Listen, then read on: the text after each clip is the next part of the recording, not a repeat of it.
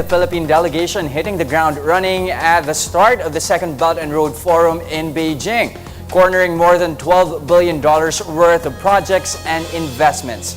News 5 correspondent Gerard de la Peña is in Beijing to tell us more. Gerard?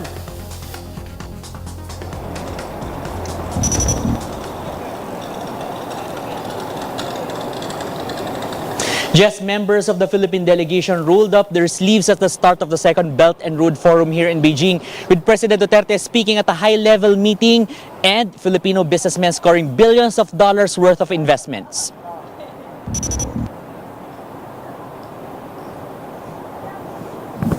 About promises of further opening up the Chinese economy, reducing restrictions to foreign ownership of businesses in China, and keeping the value of the renminbi stable. He also made the commitment that there will be transparency and zero tolerance on corruption on Belt and Road projects and loans, amid fears of borrowers getting into a debt trap. President Rodrigo Duterte, speaking at a high-level meeting, committed to participating in the initiative but maintained that the country will still have an independent foreign policy and that rules should be followed. I reaffirm my country's commitment to the collective vision of common prosperity through cooperation on the basis of mutual respect and as equal sovereign state. In pursuit of our independent foreign policy, we will uphold and defend the open and rules-based international order. The Philippine business delegation meanwhile signed 19 deals worth $12.16 billion and can generate about 21,000 jobs. The agreements include the construction of power plants and a petrochemical refinery in Mindanao, Wi-Fi internet connectivity in various capital cities, export of agricultural produce to China, and the development of ecozone parks, among others.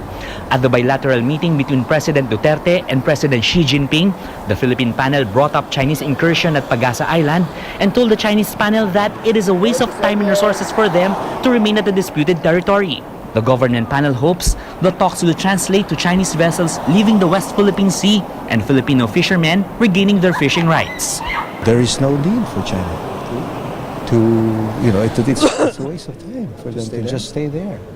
And the Chinese took note of this because the Philippines, we are not a threat to China. We certainly hope that the situation will normalize, will remain peaceful and stable, and that things can be worked out.